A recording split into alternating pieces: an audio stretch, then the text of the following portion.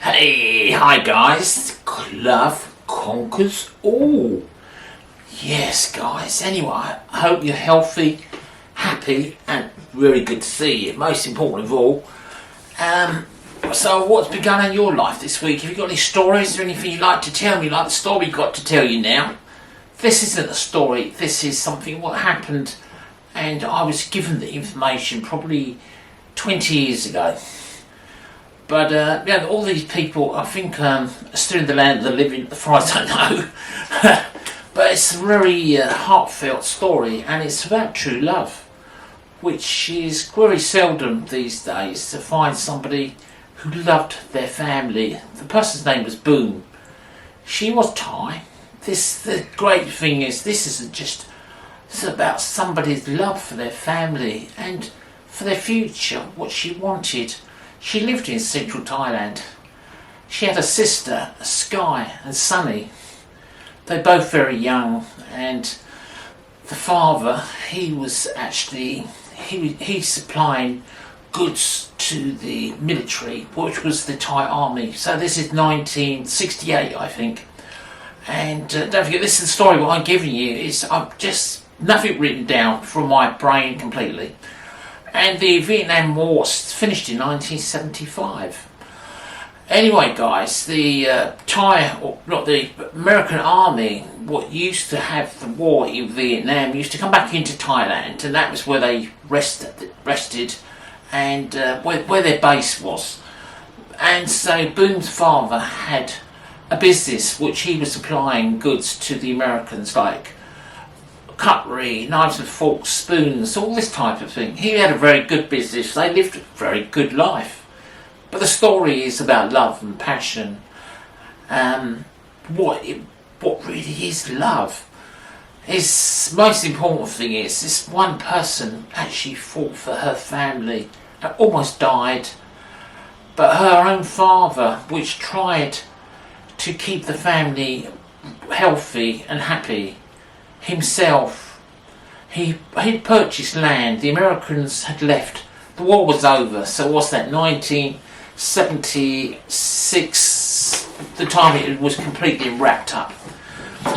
The children beginning to get older. Some years later, you know, the father purchased some land near where they lived, because money from which he'd made as a business in Thailand. This is central Thailand. And Boom, she's very proud of her father, you know, like all kids. There's always one child amongst every family, which is special to their dad or their mum. Extra special. They're all loved, but this is the way it was. And she used to hold her dad's hand and go on his shoulders. Yeah, they did many things together. He really loved that daughter because he could see himself in that girl. And she was very talented at school. By the time her father, he'd built these businesses up, the family were comfortable.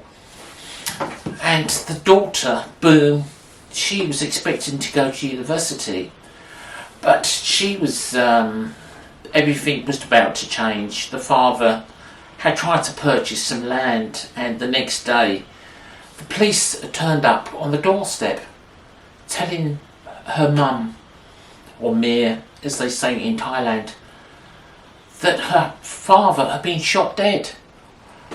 Wow, you know, such bad news. And 𝐥𝐤 and Boom and Sunny helping their mother as she sobbed desperately, as their life they knew would come to an end as they knew it. Sometime over the first or second year of the father dying, they sold the land and had to sell the house. The house was partly mortgaged, but he risked everything to buy this piece of land, what he got shot dead for.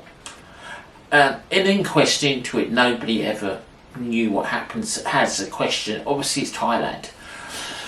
Yeah, guys. And so the next thing is, after this, is Boom had fire in her eyes. You could see, you know, sometimes you see someone got a passion. She was the second oldest in the family. the oldest sister was Skye, but she was, you know, Boom was the one which was the special one, which had done exceptionally well, expected to go to university. She was offered a scholarship, but the mother, for some reason, the mother never wanted her to go to university, because she see her father in it, and she always see her daughter, even to this day. When I last talked to her, a number of years ago now, she always resented her daughter because she reminded her so much of the father. But this may be, but this young family ended up under a tree, living with a bonfire to keep warm at night. The families in the area, they never wanted to help or do anything for them, which is so surprising with Thai families. But the young Boom, she just wanted something more than what her family, just live under the tree.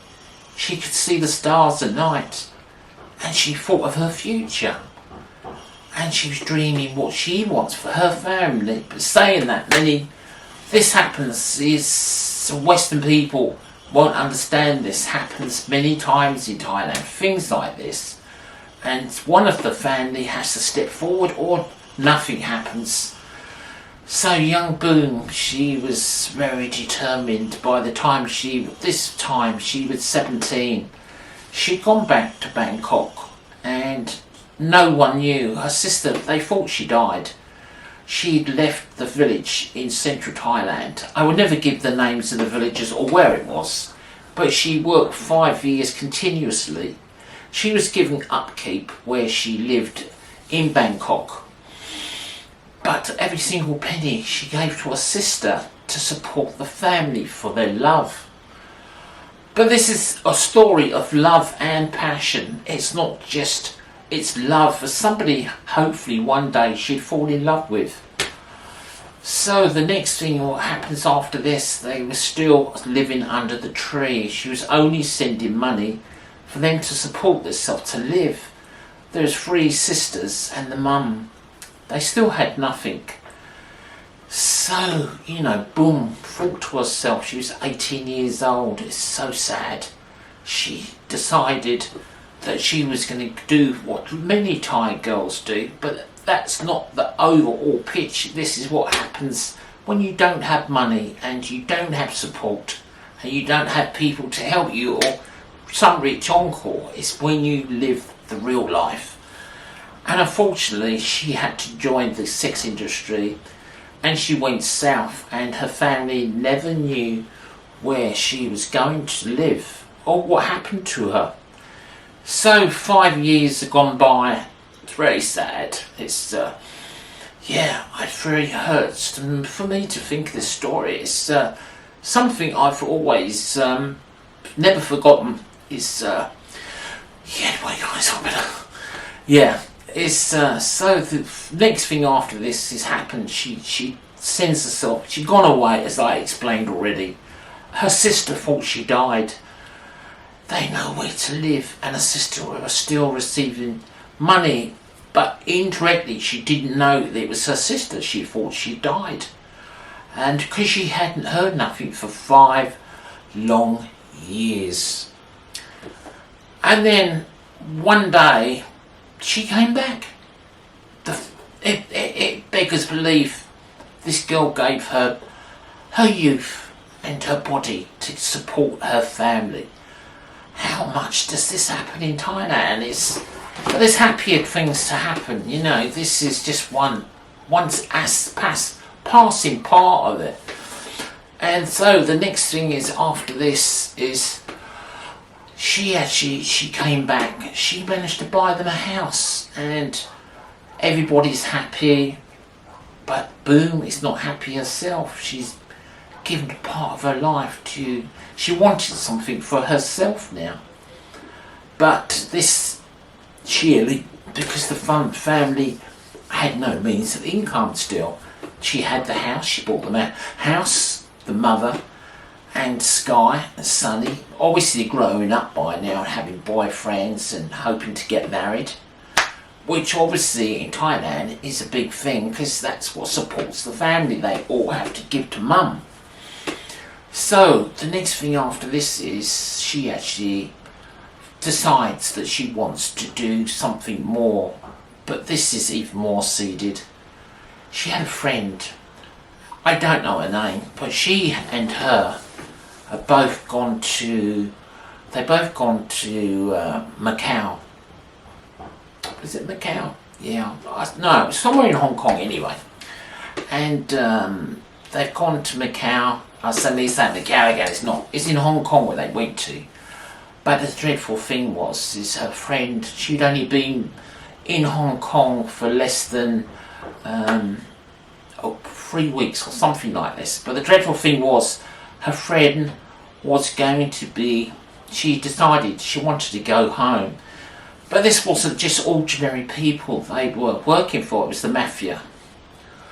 So the friend had disappeared and she got a plane out, and they said if, ask her, because they knew they were both friends, what would be happening? What's happened to your friend? So she stayed there an extra 2 years to pay for her friend's income to help her friend not to be killed or murdered, if you like to say. She had a good time there. She enjoyed whether what's enjoyed or not, I don't know. But she was looked after. They looked after, took her out. But this is just one part of it, you know. Going somewhere like this, somebody's given their life and their body and their mind to something so wickedly evil, and this is what she did to support her family. Anyway guys, this is just part one. This is all a true story, something which I've told you is sad. Not sad, but you know, it's not made up. I've obviously changed names and dates, obviously for protection, for legal reasons. But I will have a part 2 for you next week. I hope you really enjoyed that. If you did, please give me the thumbs up. Subscribe, if you can. Anyway guys, I hope you've have a happy Valentine's Day, boys or girls, wherever you are. And most importantly, today I'm making this video is the 13th of February 2021. Is New Year's Day today for China. So, it's anyway guys, I hope we to see you again next week. Don't forget any thoughts or have more stories, you know, or email me and we can put them on YouTube. And obviously names, everything will be changed, are completely confidential. And we're looking forward to seeing you again. Thank you so much guys, and thank you for the big support. I've got over the 1,000 now subscribers. Now I've got to head to get to the minutes, but you know, like I say, I'm not in the business of making money, but it's nice to feel that I've done something. Anyway guys, just Freddy again. I'll see you next week guys, part 2. Thanks guys, stay happy.